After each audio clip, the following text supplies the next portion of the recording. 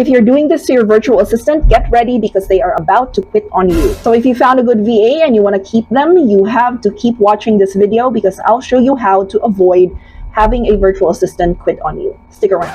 So what is this one thing that you might be doing to your virtual assistant that would cause them to be writing a resignation letter to you right now? Because when you find a good VA and you want to keep them long term, this is the one thing you should avoid doing.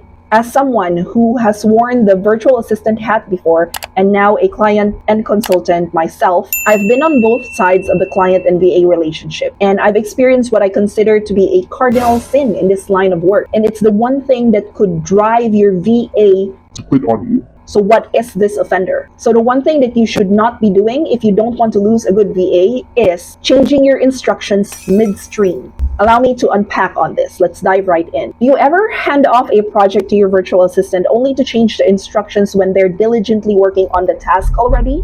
I once had a client who did this, and while I'm no stranger to the complexities of the job, what really made me feel worse was when she questioned my invoice after I billed her for the time spent on these back and forth instructions. So why does changing your mind drive your virtual assistant away? To provide some context, I knew from the outset that this client was financially constrained. She meticulously scrutinized my invoices and task time logs, and it wasn't my first rodeo after all. Try as you might, regardless of what business you're in, there will always be people trying to get out of paying their bill. There's not a lot of them though that I came in contact with, but very rarely only. But they do exist, unfortunately. So if you're a new VA watching this, please be mindful and protect your time too. Here's how it typically went down. She would assign a task with a set of instructions, and I'd confirm and commit to the work and maybe pledge to send an initial report after a certain number of days. And I'd plunge into the task, making substantial progress. And I was satisfied with my work until about 10 hours later when she'd fire an email with a brand new set of instructions, essentially negating the work I'd already accomplished. However, such shifts are part and parcel of virtual assistants. We must provide room for our clients' creativity, and with creativity, there comes adjustments and recalibrations, and they will change their mind. That's all right. That's understandable too. And I respect their space for creative back and forth if needed. I'd acknowledge her updated instructions and plow ahead with a new plan. Then a day after, a fresh email would appear instructing me to cease my current efforts because she stumbled upon something on YouTube that she wanted to try instead.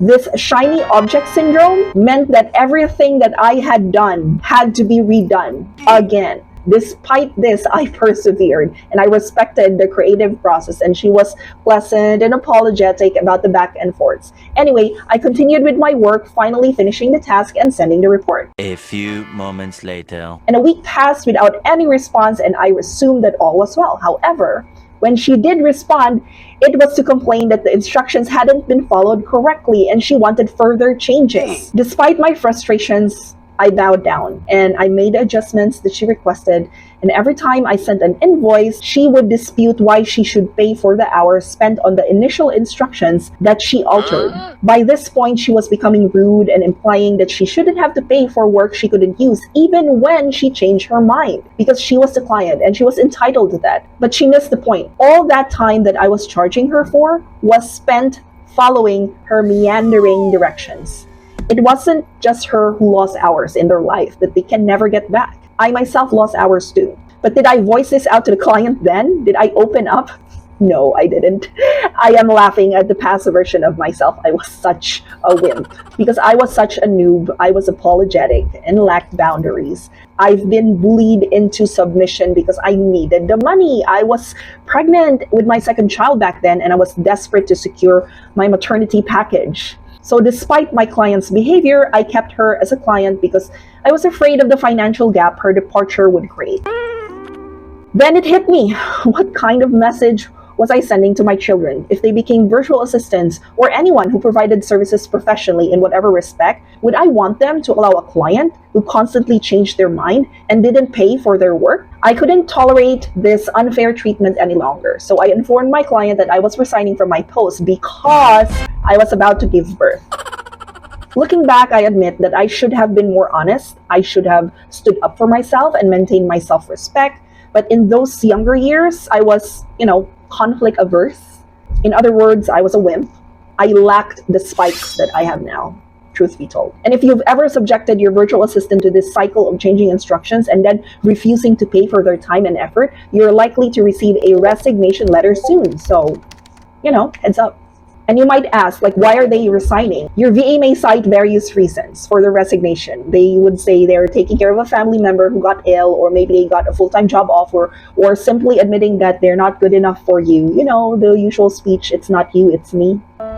If you have a VA who is afraid to voice out what their side is, you would get reasons like these. But it's also likely that you were treating them the best way. So just a heads up that you could get a resignation letter with a very, very vague reason for resignation. However, regardless what the case may be, you should know that as the client, you played a part in their departure. So what's the takeaway? If you're a client who constantly changes instructions and is difficult to work with, your VA will naturally expect higher compensation due to the added hassle. But remember, some clients openly acknowledge their disorganization and are even willing to pay for the time and effort to get their projects to the finish line, even if it involved a ton of back and forth. Because they know and acknowledge that it wasn't just their time that was consumed, it was also your time as the virtual assistant or freelancer contracted to do the job. So for anyone looking to hire outside of their organization, maybe a freelancer or virtual assistant, changing your mind during a project tests your team's patience. So consider this. If you booked an Uber, then you kept altering the destination during the ride, but you refused to pay the full fare. The driver would feel cheated, right? After all, they did lose gas. They lost time and energy trying to get you to your destination. Even if the trip took longer than necessary, the driver will feel cheated out of the fare payment. So doesn't it make sense that the same principle applies to your virtual assistant too? Now you might ask, what if my virtual assistant gets the instructions wrong? What if they did the job wrong? What if the output wasn't even what you ordered? Should you still pay for the time that the virtual assistant wasted? I see your point. You are correct to ask this, because if your VA gets it wrong initially, it's worth considering whether your instructions were clear in the first place. Sometimes the quality of the output is directly related to the quality of the input. If you have a good VA, they will sound off if they don't understand the instructions, because a good VA communicates well. They might even read back the instructions to you in their own understanding and ask you to confirm, did I understand correctly before I proceed?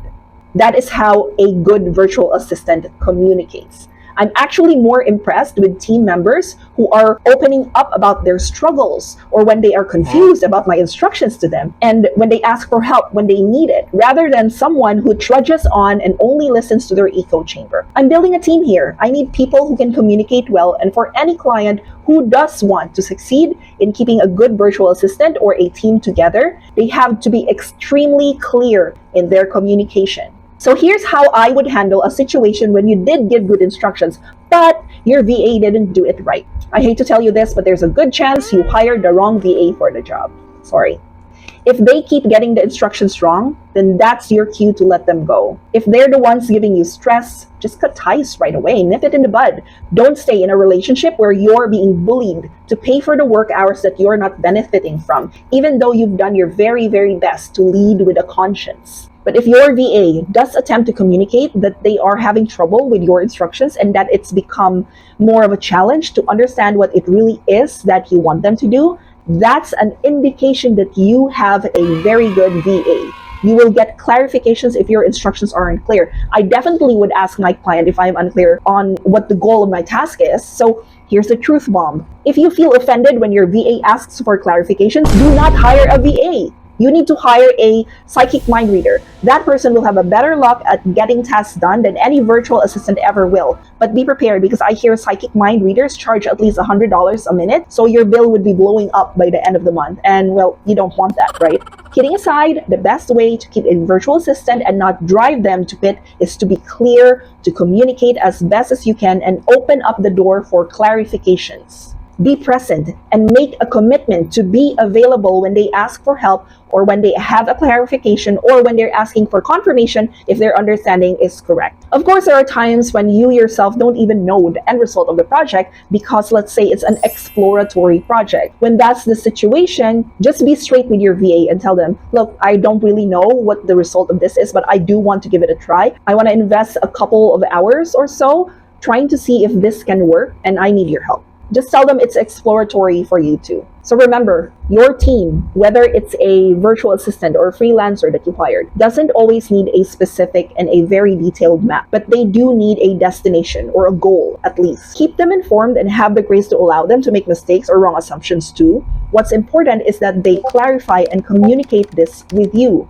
In the end, setting your expectations and understanding that your instructions might be misunderstood is super, super vital. If you want to avoid this, then find a VA with experience in your field. They're going to require less back and forth because they'll grasp your needs faster. So to sum it up, how do you lose your virtual assistant like lightning? Number 1, when you change your mind too often. Number 2, when you fail to respond promptly to your VA's questions or clarifications because it's going to make them feel abandoned. And number 3, when you refuse to pay for their time during the project's evolving stages. Let me tell you, hiring a VA is one thing, but training them, working with them, keeping them in your organization, that is a whole other story. You'll come across many videos on YouTube offering advice on hiring a VA, but there's a noticeable gap when it comes to videos on how to keep your team together and preventing your virtual assistant from quitting on you. Did you notice that? Because I sure do. This is exactly why I've created this video and others on my channel. And I might not have a massive number of views yet, and that is absolutely fine. I am making this video for you,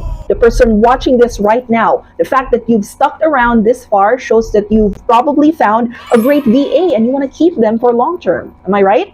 It's clear that you're committed to becoming a better leader for your team. That's why you're watching this. And I'm happy to tell you, you are on the right track. We will be sharing more videos like this. So while you're here, check out our next video because it will help you work more effectively with your VA or team. See you there.